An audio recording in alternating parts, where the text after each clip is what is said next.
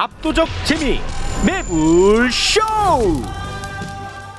자, 그럼 매불쇼 법조팀 만나러 출발합니다.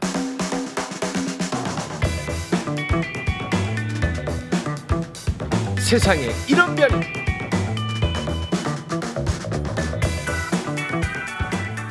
자, 먼저 배상훈 프로파일러 어서 오십시오. 안녕하세요. 배상훈입니다. 네, 네, 반갑습니다. 자, 그리고 지금 몸 상태가 많이 안 좋음에도 불구하고 그 하나의 책임감 때문에 이 자리까지 와 있습니다.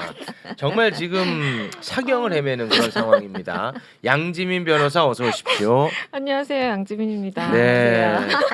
그 웃을 일이 아니에요. 웃으시면 안 돼요. 저는 딱 들어오실 때 요거 방송 안 나가시니까 모자 딱 쓰고 오신 줄 알았는데 아니요, 지금 몸이 너무 안 좋습니다. 네, 네. 너무 안 좋은데도 불구하고 지금 굉장히 안 좋습니다. 지금 우리 최영님이 너무 걱정이 돼가지고 네. 지금 미치겠대요. 아유, 죄송하네요. 지금 막 길것에 실려 나가도 이상하지 않은 그런 상황입니다. 응급 죄송합니다. 상황을 저희가 다 아유. 구축해 두고 네네네. 예, 방송에 임하도록 아유, 하겠습니다. 네, 감사합니다. 많이 안 좋아. 아무튼 이분은 연휴만 길면 항상 아파. 이 매년이군요. 매년 아파. 연휴만 길면 시댁과 조금이라도 같이 있으면 아파. 아, 여행 갔다 왔어요. 왜 이러세요? 네, 알겠습니다. 오늘 처음 함께 다룰 이야기는 굉장히 비극적인 이야기입니다. 너무 무겁더라고요. 네, 무거워요. 네. 가족 범죄에 대한 이야기인데 참 마음이 너무 안 좋습니다. 예. 사실 이 사건은 과거에는 범죄라고 보지 않고 사고로 봤죠. 왜냐하면은 우리가 동반 자살이라고 하는 예, 예. 잘못된 표현을 많이 썼었죠. 그렇기 때문에 예전에는 변사에서 그냥 사고 이렇게 처리가 됐었는데 송파하고 김포에서 벌어진 5명의 가족, 3대가에 걸친 5명의 가족에 의한 그 사망 사건입니다. 네. 그러니까 서울 송파에서 4분이 돌아가셨고요. 아휴. 김포의 모텔에서 1분이 돌아가셨습니다. 40대 여성을 기준으로 했을 때 그의 딸, 그의 남편, 그의 시누이, 그의 시어머니까지 다 돌아가신 사건입니다. 어떻게 된 일입니까? 9월 22일 날 딸과 아마 김포에 있는 모텔에 숙박을 하고 혼자 나오게 됩니다. 네. 그리고 23일 날 본인이 거주했었던 원래 본인의 친가인 송파 아파트에서 추락사 본인이 투신해서 그다음 선택을 했는데 40대 여성인가요? 예, 그렇습니다. 네. 40대 여성인데 경찰이 그 신원을 파악해보는 과정과 핸드폰 위치 추적을 하는 과정에서 본인의 거주지를 파악해보니까 바로 옆에 송파에 다세대 주택을 가보니까 거기에 3분이 이미 돌아가셔 있는 거예요. 아휴. 거기에 이제 남편, 시누이, 시어머니. 근데 또 그 전날 자기 차를 운전해 갖고 왔거든요. 차의 동선을 찾았더니 김포에 있는 모텔을 딸아이 9살. 그러니까 결국은 5명이 돌아가신 사건입니다. 예전에는 아까도 잠깐 말씀드렸지만 이 동반 자살 이 정말 잘못된 표현이거든요. 네, 그렇게 네. 이제 표현을 했었는데 네. 자, 일단 5분이 돌아가셨는데 이게 왜 이런 일이 벌어졌는지. 사인을 두면은 이제 유추가 가능한데요. 네. 네. 딸아이는 아마 이 40대 여성이 목을 졸라 살해했을 가능성이 강력히 제도되고 있습니다. 국가수 부검에 의해서 외력, 액살이라고 합니다. 그렇게 죽었을 가능성이 높게 판단이 되고 그 다음에 이제 시어머니도 똑같은 방식입니다. 근데 그 시어머니는 아마 아들에 의해서 그렇게 됐을 가능성. 그러니까 이거 어떻게 보면은 부부가 작정을 한 거죠. 그러니까 말하자면 아버지는 자기 누나와 어머니를 같이 이렇게 해서 죽을 생각이었고 네. 어머니는 그 아이를 죽인 다음에 본인이 죽을 생각. 이 부부의 경제적 상태, 사회적 상태를 보게 되면 네네. 이 A 씨라고 하는 40대 여성이 피소됐습니다. 경제적인 어떤 2억 7천 정도의 채권 채무로 일종의 사기 혐의로 피소된 거죠. 사기 혐의로. 주변의 지인들의 돈을 끌어들여 갖고 안 갚은 겁니다. 근데 이 가족의 그 아버지죠. 아버지는 사업도 꽤 하고 주변 사람들의 얘기에 의하면 외제차도 불리면서 여행도 많이 갔다 왔다. 네. 바로 전까지. 그러니까 실제로 이 전체적인 상황이 굉장히 위험한 상황. 그러니까 극빈 상황은 아니고. 네. 그러니까 어느 일정 정도의 사업체를 운영했다가 갑작스럽게 추락한 코로나를 통해 추락한 어떤 상황 하에서 극단 선택을 한 것이 아닐까라고 하는 추정을 하고 있습니다. 근데 이 자녀가 미성년자잖아요. 그렇죠. 그래서 저는 이게 너무 충격적이거든요.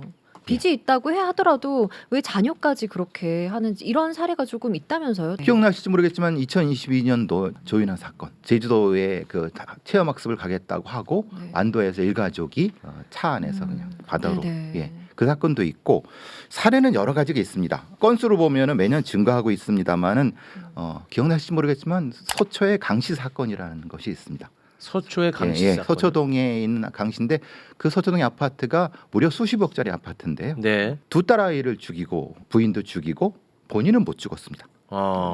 그리고 지금 무기징역을 받았습니다. 아, 네. 그 사건도 마찬가지입니다. 음. 그러니까 말씀하신 대로 자녀 살해 후 극단 선택하는 사례들이 급증하고 있다. 말하자면 2018년도에 7건, 2019년도에 9건, 2021년 14건 이렇게 매년 증가세를 보이고 있다고 보고 있습니다.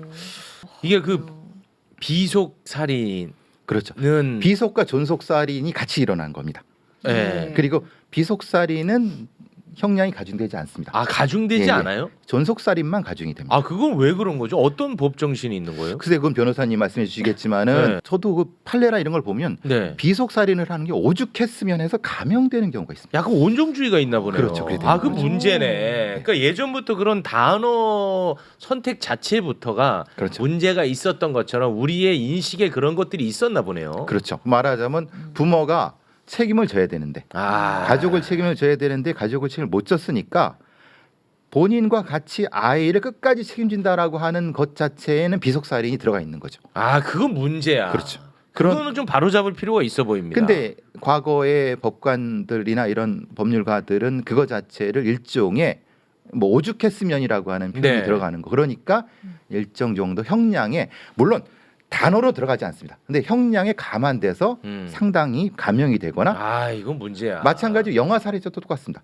영아 살해죄도 상당히 감형이 되는 것도 네. 물론 형량이 있죠. 그건 법정형이 있기 때문에 이 부분에서는 분명히 아. 문제가 제기되고 있고 요즘 법관님들은 좀 많이 개선된 조금은 변화하는 있습니다. 추세입니까? 변화하고 있습니다. 네, 우리 양지민 변호사님 이런 문제 의식 가지고 있어야죠. 아무리 아니요. 몸이 아파도. 아, 이거 진짜 그쵸. 심각해. 아니, 그렇기 때문에 이 존속 살해죄는 따로 있는데 왜 비속 살해죄는 따로 없느냐라는 그렇죠. 네. 이야기도 계속 나오고 있고요. 이거는 사실은 법이 좀 개정돼야 되는 문제 같아요. 왜냐하면 과거에는 우리가 워낙 이제 유교 사상의 영향을 사실 오랫동안 받아왔고 그렇기 때문에 이제 감히 부모님을 살해한다라는 것에 대해서 굉장히 비난 가능성이 높게 이제 됐던 것이지만 자식에 대해서는 사실은 그 정도로 우리가 이제 부모님을 살해하는 것과 비교해서는 죄의식이 많이 없었던 것 같다라는 생각도 들어요. 네. 그런데 시대가 변했고 오히려 내 맘대로 할 수 있는 이 어린 자녀라든지 아이에 대해서 내가 어쨌든 강제력을 행사해서 이렇게 목숨을 빼앗는 행위에 대해서 심각하다라는 우리가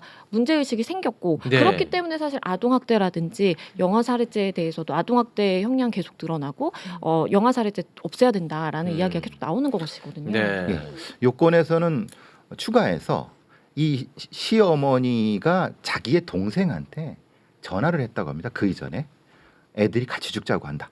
그러니까 자기 거에 따르면 며느리랑 아들이 그리고 저기 딸이 그거를 자기 친동생한테 얘기를 했다고 하면 어떻게 했으면 좋겠냐라고 했는데 그때 이 친동생은 별거 아니라고 그냥 생각하고 넘겼다고 합니다. 근데 이렇게 일이 날 줄 몰랐기 때문에 그 동생분이 너무나도 안타까워하는 부분인데 이럴 경우 말하자면은 그 시어머니가 뭐 신고라도 하거나 뭐라고 하면은 이건 사건 처리가 안 됩니다. 왜냐하면 자기 자식이 날 죽이려고 하는데 신고했다고 하면 경찰이 뭐라고 처리하겠습니까? 사건 성립이 안 되는 거예요. 그러니까 사건 성립이 안 되면 안 되죠. 왜냐하면 이렇게 됐을 경우는 범죄의 위험성 때문에 다른 어떤 조치를 취해야 되는데 네. 이런 조치 취하는 거 보셨습니까?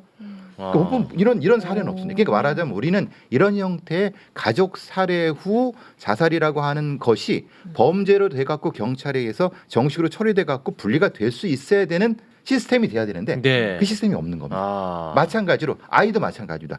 분명히 징조가 나타납니다. 무슨 징조냐면 이 아이를 데리고 벌써 며칠째 모텔로 뱅뱅 돌았습니다. 이 어머니 안 나갔습니다. 그렇죠. 7일째는 안 나가. 그랬으면은 교사가 분명히 연락을 했습니다. 어머니한테. 근데 어머니가 내가 알아서 할게요. 우리 그냥 좀 애가 아팠을 거예요. 그럼 확인할 방법이 없습니다. 맞아. 왜냐면 그건 그냥 그렇게 처리가 되는 겁니다. 네. 근데 이거 분명히 위험한 징조입니다. 그러니까 아까 윤아영 사건도 마찬가지입니다. 네네. 체형학습을 하겠다고 했는데 결국은 그렇게 됐거든요. 이런 형태의 징조가 있을 때 어떤 처리할 수 있는 시스템이 있어야 된다. 지금 없다는 거예요. 그게 이제 우리가 주목해야 될 포인트인 것 같습니다. 그러니까 이거를 이제 범죄로 보지 않고 우리가 안타까운 일 정도로 그렇죠. 과거에는 봐왔다는 거는 정확한 사실입니다. 그렇죠. 예, 근데 그런 거를 빨리 인식 개선이 지금 아주 급한 상황인 것 같아요. 그렇죠. 그래야 이게 좀 제도화되고 예방도 되고 이제 그렇게 갈 수 있는 거 아니겠습니까? 네. 너무 무겁네요. 네, 너무 네. 무거운 이야기였습니다. 네.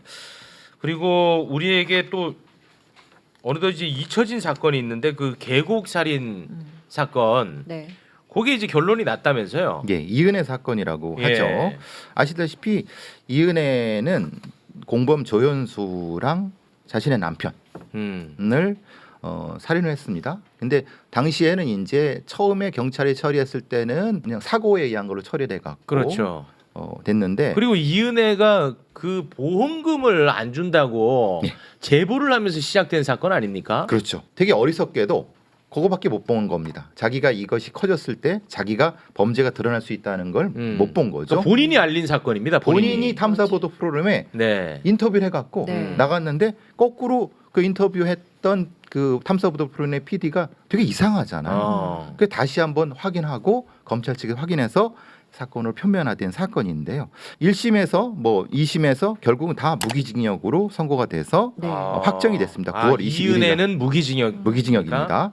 그리고 조연수 공범 조연수는 징역 30년을 최종 확정받았는데 네. 좀 안타까운 것은 검찰이 사실은 조금 자신을 했었습니다.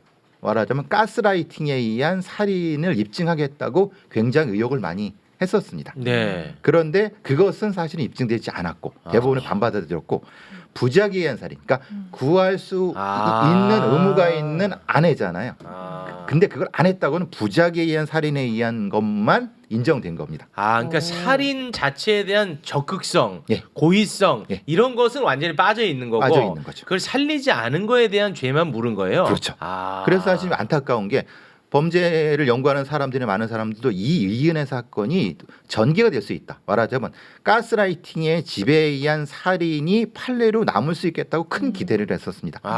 근데 사실은 조금 안타까운 게 검찰 측도 그렇고 뭐 여기 뭐 아시는 이수정 교수님도 적극적으로 법정 증언도 하시고 그랬는데 안타깝게 안 받아들여 갖고 아쉽지만은 어쨌든 이은혜의 죄상에 대한 거는 밝혀지긴 밝혀졌습니다. 근데 법리적 구성을 네. 어떻게 할 것인가는 사실은 법률가들과 범죄학자들이 좀 고민을 해야 될 부분입니다. 이 부분은. 예. 아니 그럼 이은혜가 소송했다는 그 8억 있잖아요. 그 돈은 어떻게 됐어요? 받기로 돼 있어요? 아니요. 형사 사건이 이렇게 됐으니까 네. 판결이 났으니까 못 받게 결정이 된 겁니다. 생명보험 8억에 대한 거는 소송이 패소가 확정이 됐습니다. 결국 그것 때문에 이자가 이거 세상에 알린 건데. 그렇죠. 그 돈도 못 받게 됐다. 그렇죠. 뭐 명확한 겁니다. 형사 사건에서 분명히 소송에서 범인인데 네. 범인한테 줄 수는 없지 수는 없는 않습니까? 거죠. 그건 그렇죠. 확실한 네. 부분이기 때문에 그런 건데 되게 좀 미련하죠.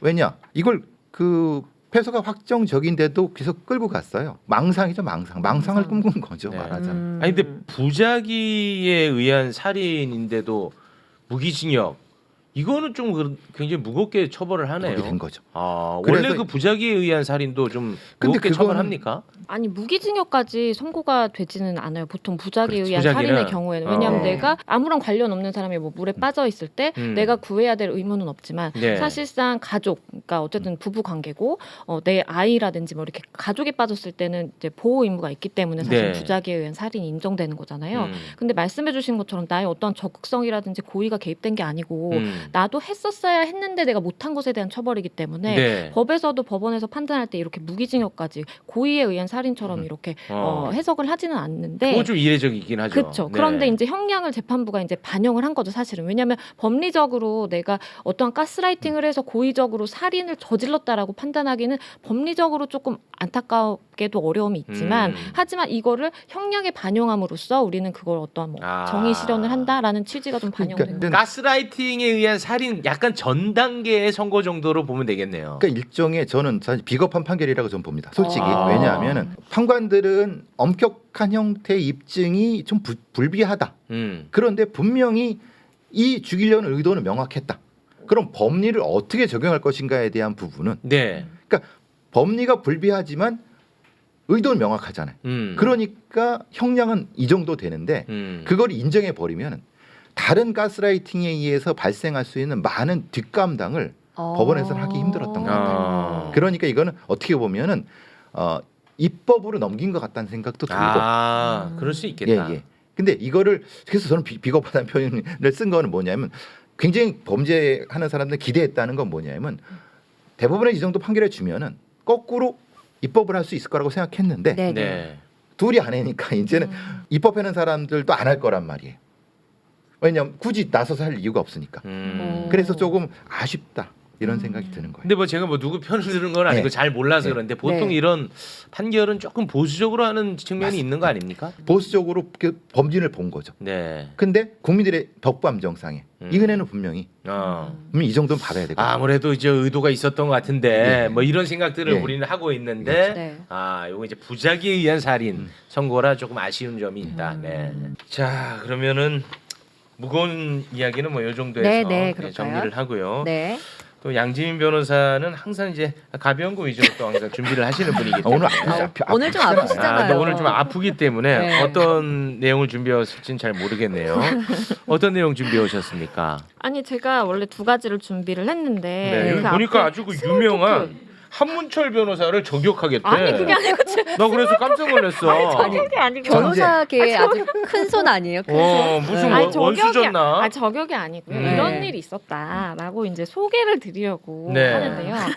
많은 분들이 알고 계시는 것처럼 네. 이제 한문철 TV 좋아하시잖아요. 지금 난리죠. 인기 그렇죠. 많아요. 그런데 이제 한문철 변호사님이 이 그 반광 점퍼를 출시를 한 겁니다. 네. 근데 약간 아. 등산복 스타일이기는 한데 차가 라이트가 밤에 켜지잖아요. 그 정도의 조도만으로도 멀리서도 사람이 이제 있다는 걸 볼 수 있다라는 이 반광 점퍼예요. 네. 그런데 라이트에 의해서 반사돼서 이제 밝게 빛나는 그쵸. 그런 점퍼, 안전한 점퍼. 안전한 점퍼. 아. 왜냐면 멀리서도 어둡거나 보이는. 뭐 빗길에서나 내가 이거 하나만 착용을 하면 네. 이제 차가 날 발견할 수 있다. 아. 약간 이런 이제 취지인 것인데 이거 네. 비싸게 파나 보네. 문제가 가격인 거죠. 네. 가격이 얼마인데요? 가격이 14만 원래 9천 원이 정가인데 네.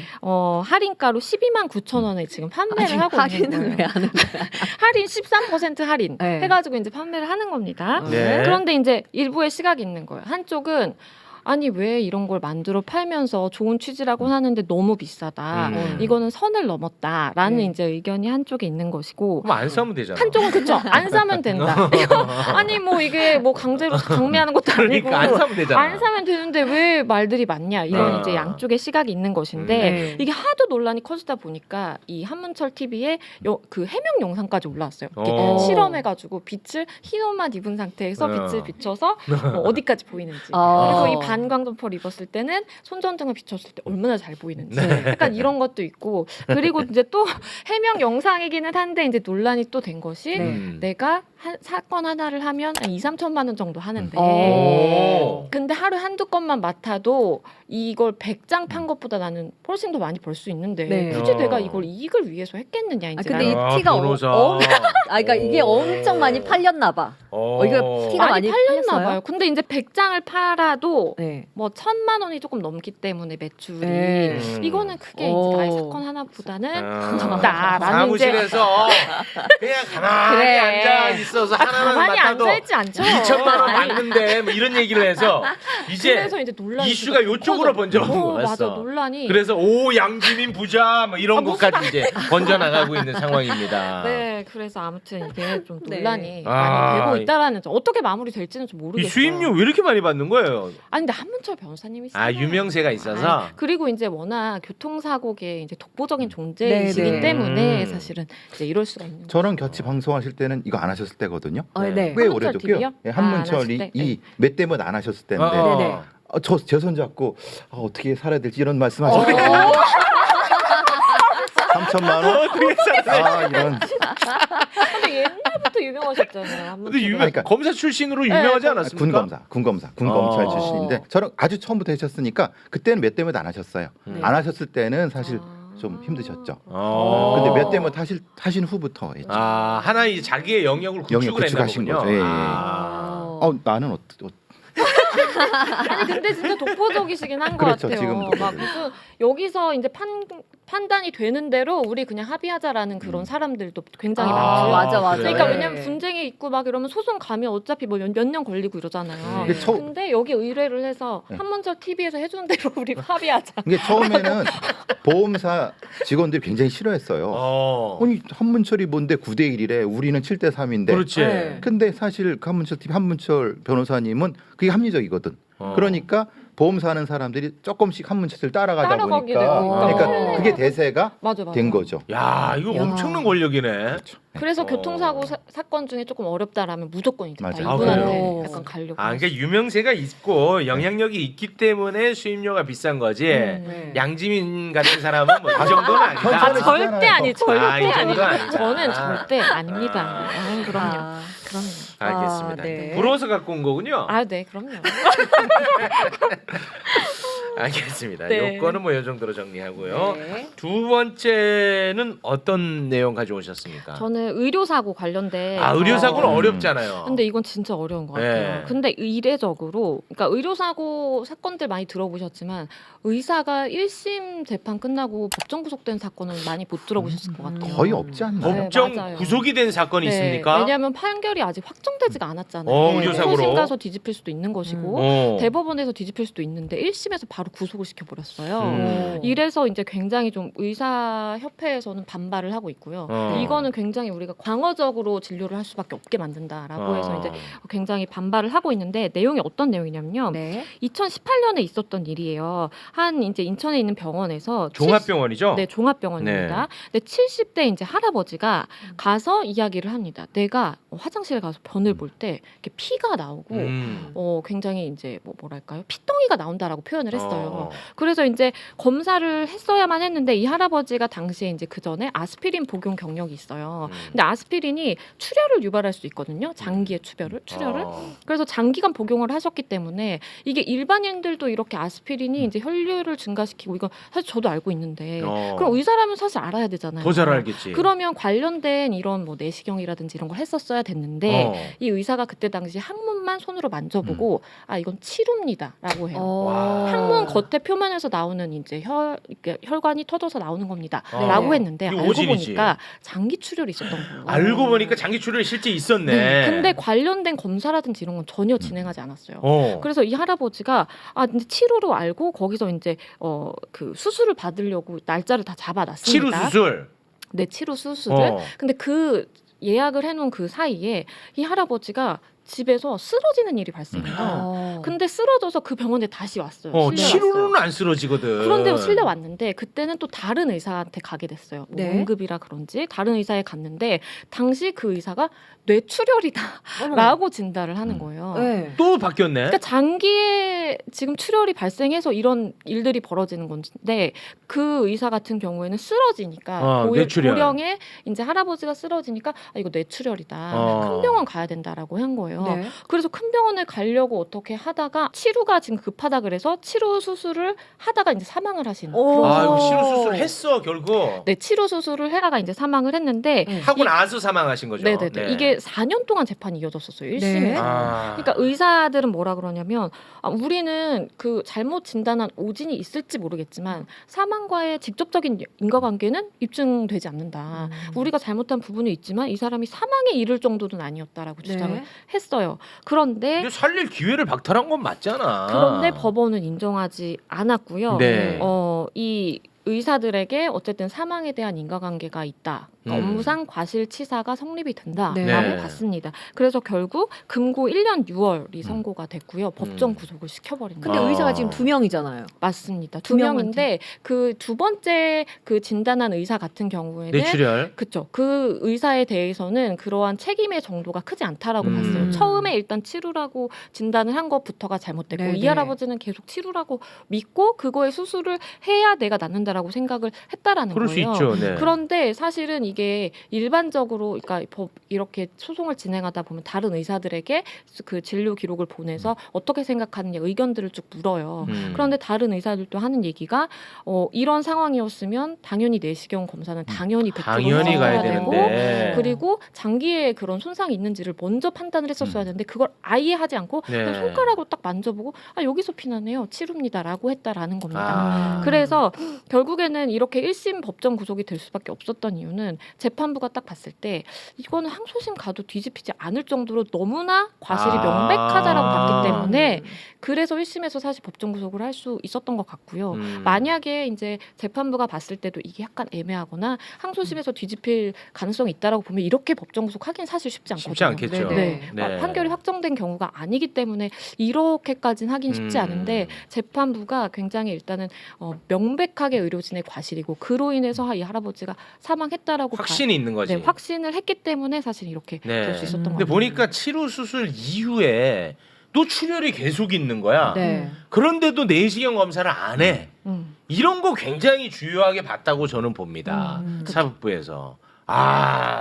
근데 이거에 대해서 지금 의사 단체에서는 반발하고 있다는 거 아닙니까? 근데 사실은 이와 비슷하게 2018년 예전에도 이러한 비슷한 일이 있었어요. 의사가 이제 구속이 되는 일이 있었는데 그때는 의사협회에서 이제 거리 이제 그 시위까지 했었어요. 이게 왜냐하면 의사가 어쨌든 진료 행위를 함에 있어서 실패를 할 수도 있는 것이고 내가 최선을 다했지만 뭐 그럴 수는 있겠죠. 뭐 그럴 수도 있는 것인데 이렇게 사람이 사망했다라든지 이제 뭐 부상을 입었다라는 이유로 우리를 법정 구속시킨다라든지 이렇게 법적으로 뭔가 형사처벌을 받게 하면 우리는 어떻게 이제 진료하느냐라는 것인 취지인데요. 그런데 결국에는 사실은 이제 이 애매한 경계선에 있는 사건들의 경우에는 뭐 의사들에게 좀 유리할 수 있다라고는 봐요. 사실은 이게 의료 행위가 너무 방어적으로 해서는 안 되는 측면도 있기 때문에 사법부도 그걸 존중을 하는데 이렇게 명백하게 잘못한 사건에 대해서는 가차없이 1심에서 법정 구속한다라는 것도